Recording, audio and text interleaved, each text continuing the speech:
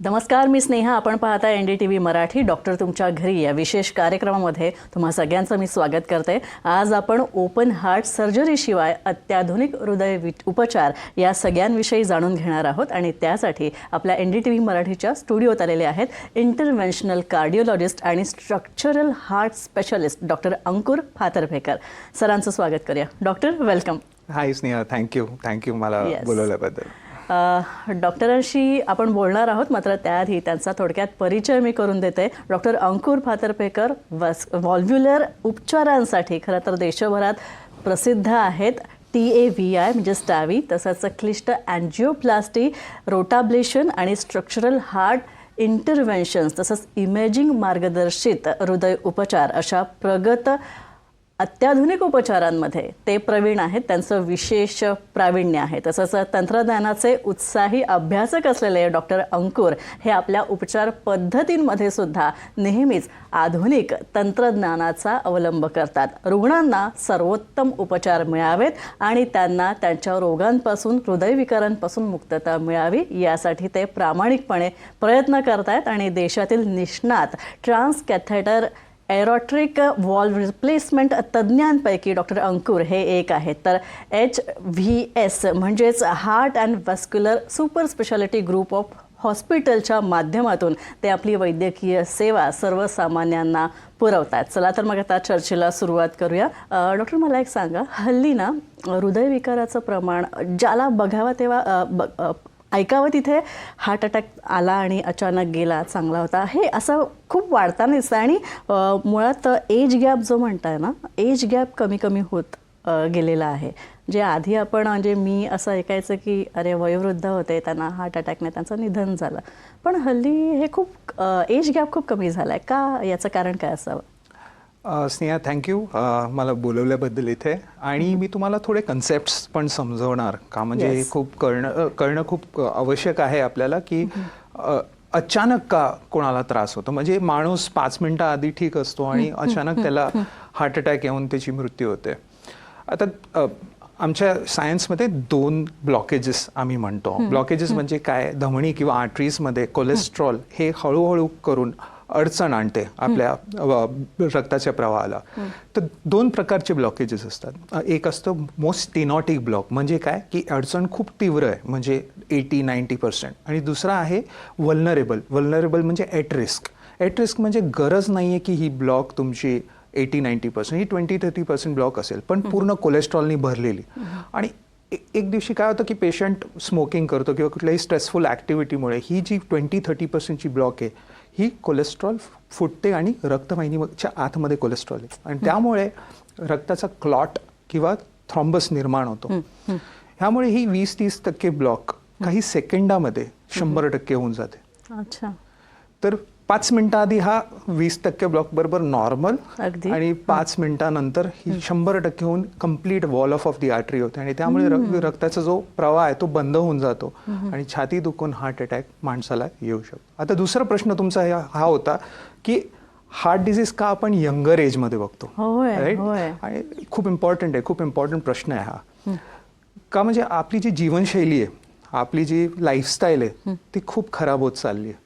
अगदी आपल्या झोपेची वेळ किंवा जेवणाची वेळ ही आपल्या आधीसारखी नाही राहिली. आपण रात्री लेट जेवतो, झोपतो बरोबर नाही, म्हणजे प्रॉपर 6 to 8 आवर्सची जी स्लीप आपण म्हणतो ती स्लीप नाही करत, आपण झोपत नाही. त्यामुळे आपली बॉडीची जी हॉर्मोन सिस्टम आहे, स्ट्रेसफुल हॉर्मोन्स, जे स्टिरॉइड हॉर्मोन्स आहे, आणि हे सगळे वाढ होते आणि त्यामुळे हे सगळे वल्नरेबल प्लाक्स जे मी आता बोललो तुम्हाला, अनस्टेबल होऊन हे हार्ट अटॅक येऊ शकतो.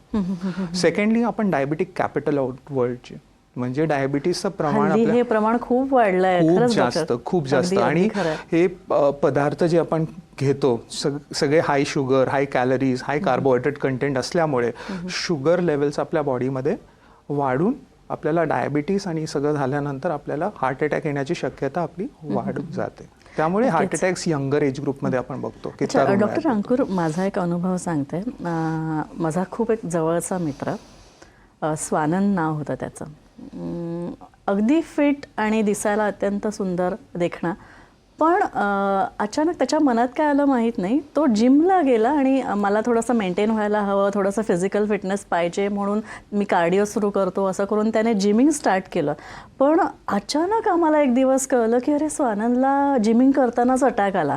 तर आणि हे सगळं ऐकून ना आम्ही खरंच शॉक झालो आणि अजूनही आम्हाला ते म्हणजे पचत नाही आहे ती गोष्ट की अरे हे कसं होऊ शकतं. तर याचं काय कारण असू शकतं? स्नेहा, हे किती इम्पॉर्टंट प्रश्न आहे मी तुम्हाला सांगू. आणि मला असं वाटतं की खूप जे आपले लिसनर्स आहे, जे आपल्याला बघणारे आहेत, ते बघून हे I think something they will take away from this. Mostly आम्ही काय बघतो की जे 30s 40s लेट 40s मध्ये असतात, ते काही कारणामुळे त्यांना त्रास व्हायला लागतो, चेस्ट पेन व्हायला लागतो, ब्रेथलेस होतात ते, म्हणजे दम लागायला लागतं. त्यांना असं वाटतं की त्यांची फिटनेस लेवल खूप कमी आहे. रिॲक्शन काय असतं की जाऊन आपण जिमला जाऊ. अगदी बरोबर आहे.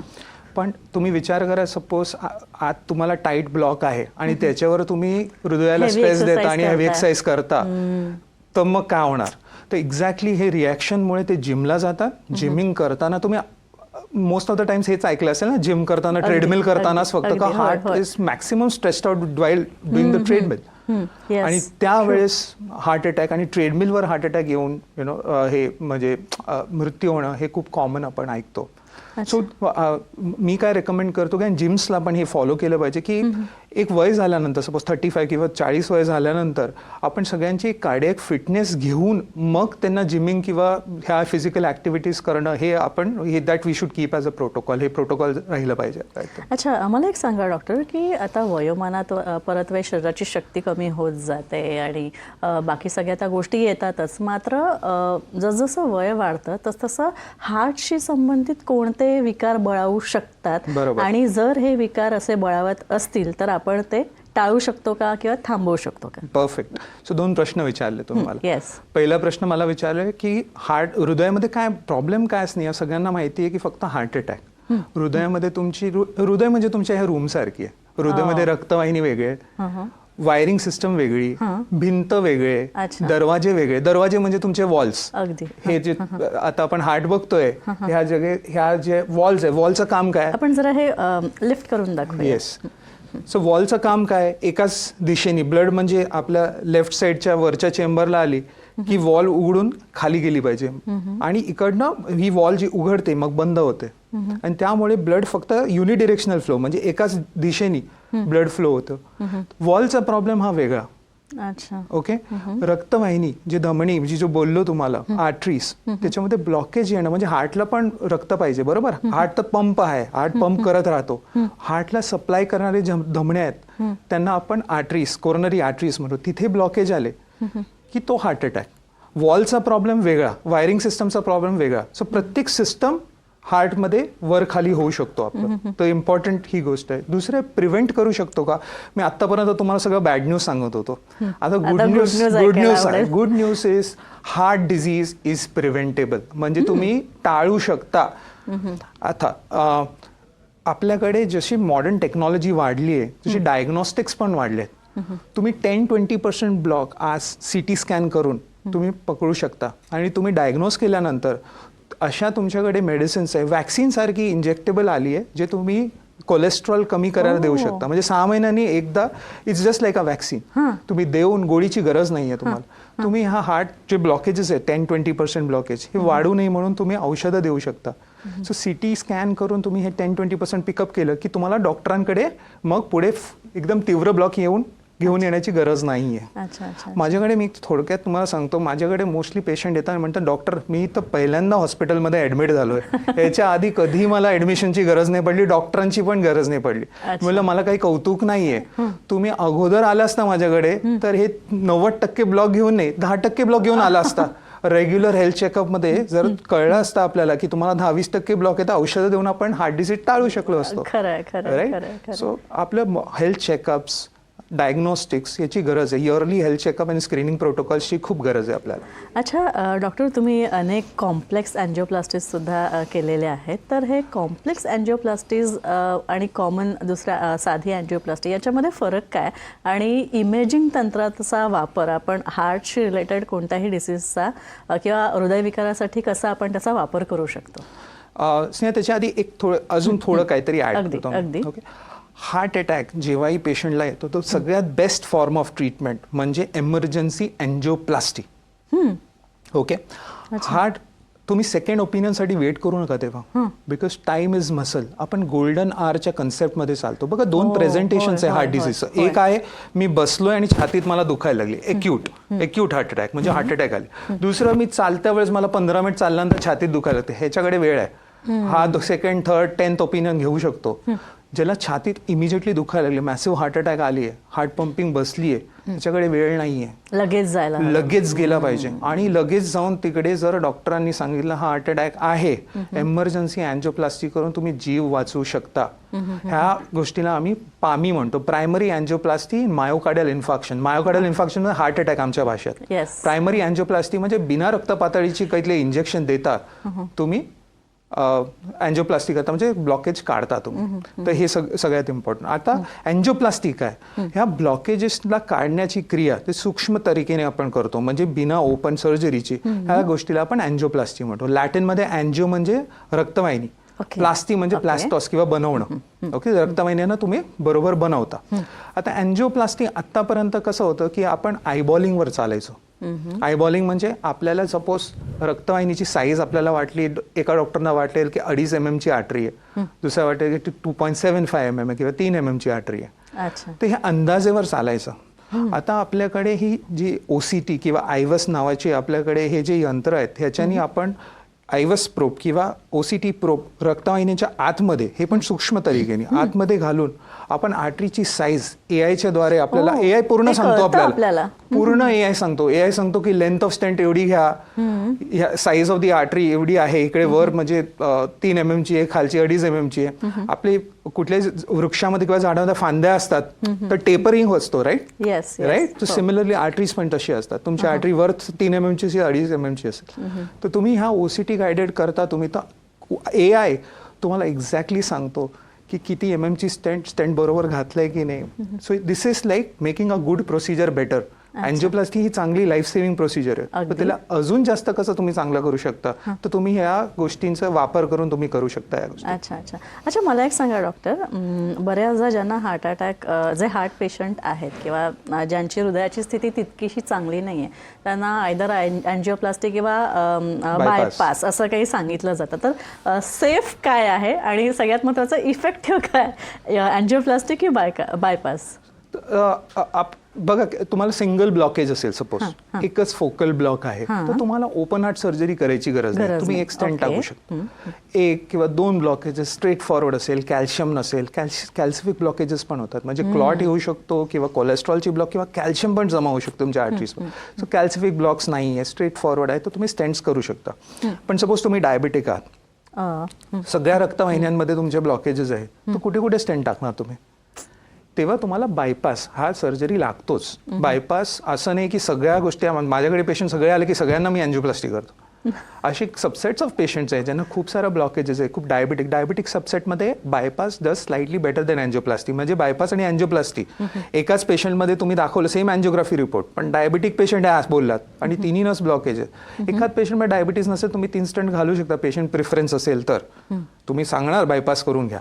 पण डायबिटिक असेल तर डेफिनेटली ह्या पेशंट्स लॉन्जिटिव्हिटी जास्त राहतं. म्हणजे तुम्ही बायपास केलं तर 20-30 इयर्स, 20-30 वर्ष तुम्हाला मग पुढे विचार करायची गरज नाही. अच्छा, वयोमाना परत्वे वृद्धांमध्ये हृदयाच्या झडपांच्या विकार बळावायला लागतात, तर त्या झडपा बदलण्यासाठी पण एक काही प्रोसिजर असते का, आणि कोणत्या रुग्णांमध्ये ही प्रोसिजर करायला हवी? कॅल्सिफिकेशन होणारच. मग कॅल्सिफिकेशन जमा झाल्यानंतर ही वॉल उघडत नाही पूर्णपणे, स्टिनॉज्ड होते किंवा अडचण येते ह्या वॉलमध्ये. आता 80 वर्षात तुम्ही ओपन हार्ट सर्जरी कुठे एका पेशंटला सांगू शकता, पण त्याला त्रास होतोय, बाकी तो फिट आहे, लंग्स ठीक आहे, किडनी ठीक आहे, सगळं ठीक आहे, एकदम मेंदूनी पण एकदम चांगले आहेत, काही प्रॉब्लेम नाही, पण त्यांना धाप लागते किंवा छातीत दुखते आणि दमडींचा प्रॉब्लेम, ब्लॉकेज नाही आहे त्यांना. मी बोललो हार्ट या रूम सारखी आहे, वॉल तुमचा खराब होऊ शकतो आणि रक्तवाहिनी ठीक राहू शकतं. आपल्या घरी दरवाजा खराब म्हणजे वायरिंग सिस्टम खराब नाही, राईट, तशीच. तर त्या गोष्टी आपण सूक्ष्म तरीकेने टावी किंवा ट्रान्सकॅथेटर एओटिक वॉल इम्प्लांटेशन जे तुम्ही बोललात इंट्रोडक्शनमध्ये, अगदी. ते करून आपण वॉल चेंज करू शकतो. अच्छा, ह्या गोष्टीला आपल्याला पूर्ण 1 तासभर लागतो. पायाच्या वाटेने आपण जातो.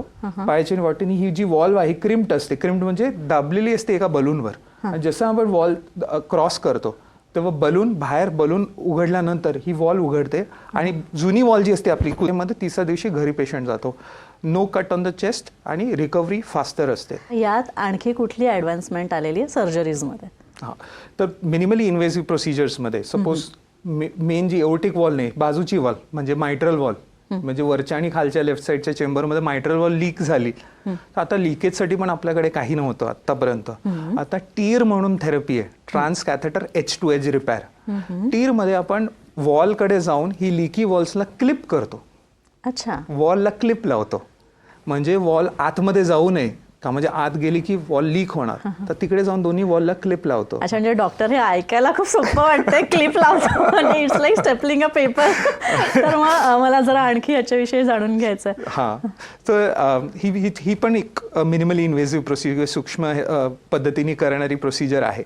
ह्याच्यामध्ये आपण पायाच्या वाटेने परत जातो, हार्टच्या एका चेंबर म्हणजे राईट साईडहून लेफ्ट साईडला क्रॉस करतो आणि क्रॉस केल्यानंतर मग तिकडे जी वॉल्व असते, हे सगळं पूर्ण इकोकार्डिओग्राफी म्हणजे ट्रान्सकॅथेटर इसोफेजियल इको, म्हणजे तुम्ही अन्ननळीमधनं इको करता. इको म्हणजे सोनोग्राफी. तर सोनोग्राफीच्या द्वारे तुम्ही बघता की तुमची ती क्लिप कुठे आली आहे. वॉलला क्रॉस केल्यानंतर ते क्लिप्स आर्म्स उघडतात आणि मग त्याच्यानंतर वॉल बसली, क्लिपला आपण बंद करून दोन्ही वॉलला जवळ आणतो, म्हणजे दूर असलेली वॉल जवळ येऊन जाते आणि त्यामुळे जी लीक होते, आपली सेंट्रल लीक जी आहे ती बंद होऊन जाते.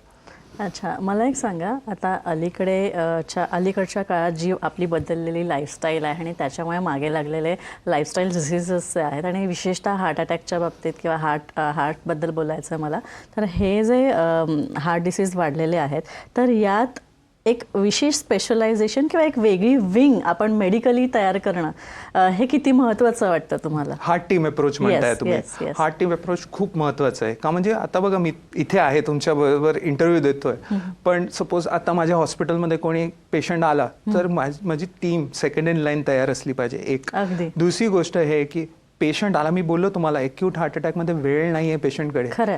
गोल्डन आवरच्या कन्सेप्टमध्ये चालतो. छातीत दुखायला लागले गेलं तुम्ही गॅस करून बसू नका, घरी बसू नका, gas let doctor diagnose gas आहे. तुम्ही जाऊन डॉक्टरांकडे जाऊन ECG काढा.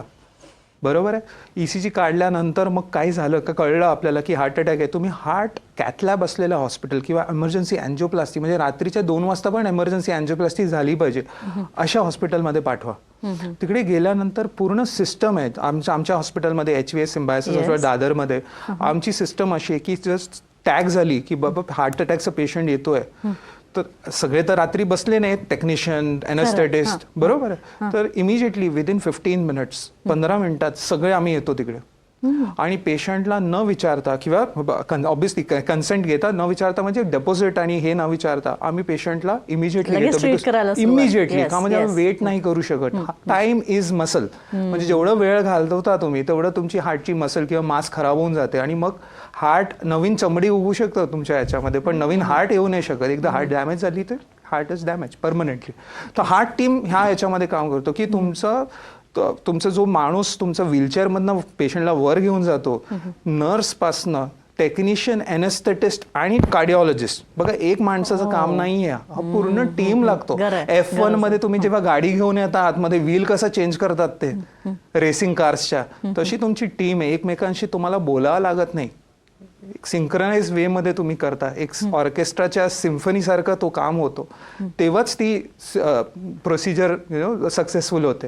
अच्छा. आणखी एक मला एक विचारायचं की हे किती खर्चिक आहे? आता जर ॲडव्हान्समेंट आली असेल तर तेवढं खर्च सुद्धा त्याचा वाढणार आहे, डेफिनेटली आहे.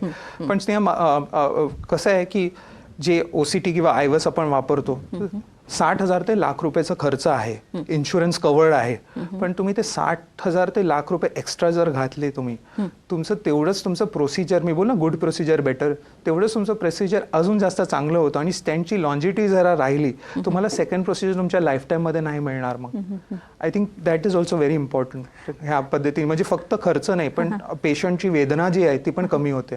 अच्छा, खरं तर डॉक्टर उपचारांपेक्षा प्रतिबंध केव्हाही चांगला असं Absolutely. आपण समजून जर चाललं तर हार्ट अटॅक टाळण्यासाठी किंवा आपल्याला कुठले हृदयविकार होऊ नयेत यासाठी काय करायला हवं?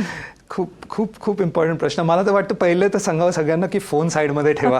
का सगळ्यांना सवय झाली, सगळ्यांची मान खालीच असतात आजकाल, सगळे खूप फोन बघतात आणि त्यामुळे ॲक्टिव्हिटी कमी होते आपल्या. आपण चालत नाही, फिरत नाही, आपण एक ठिकाणी बसून वॉकिंग नाही आहे आपली, मग स्टॅग्नेशन येतो, इनर्शिया येतो, तशी आहे आपली लाईफस्टाईल. एक दुसरी गोष्ट आहे की आपण घरी बसून स्विगी आणि झोमॅटो आणि या सगळ्या ॲप्स, आपल्याकडे फूड इझिली अवेलेबल झालं आहे आता. तुम्ही विचार करा, आधी आपण जेव्हा लहान होतो आपल्याला रेस्टॉरंटमध्ये जाऊन लाईनमध्ये उभं राहून मग कधीतरी वर्षात ना एकदा, आता बसून बसून हॉटेलिंग खूप वाढलंय. खूप वाढलंय, खूप म्हणजे खूप वाढलंय. थर्ड, झोपेची वेळ. झोपेची वेळ खूप इम्पॉर्टंट आहे की झोपताना तुम्ही लाईट्स, व्हाईट लाईट्स नाही ठेवावी, येलो लाईट्स ठेवा, डिम लाईट्स, फोन नाही. स्लीप हायजीन म्हणतो आपण. गुड स्लीप हायजीन म्हणजे काय? फोन्स बंद करून ठेवायचे, बुक्स वाचायचे, soft music and good thoughts. कळलं? तुम्ही काहीतरी पॉलिटिक्स बघितलं किंवा हे बघितलं रात्री NDTV मध्ये, असं नाही सांगतोय की तुम्ही असं काहीतरी उत्तेजित होण्यासारखं काहीतरी तुम्ही बघितलं तर नॅचरली त्याचा परिणाम यू कॅरी इट आणि तुम्ही मग झोपता मग तेच घेऊन आणि मग हे नाही.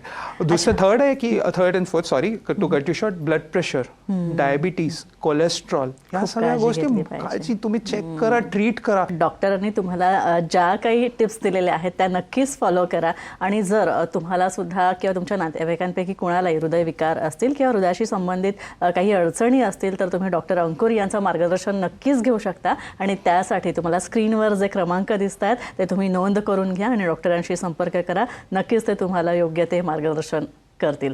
डॉक्टर अंकुर, पुन्हा एकदा आभार तुमचे. थँक्यू. यानंतर आपण डॉक्टर तुमच्या घरी या एपिसोडमध्ये इथेच थांबतोय. नमस्कार. पाहत राहा NDTV मराठी.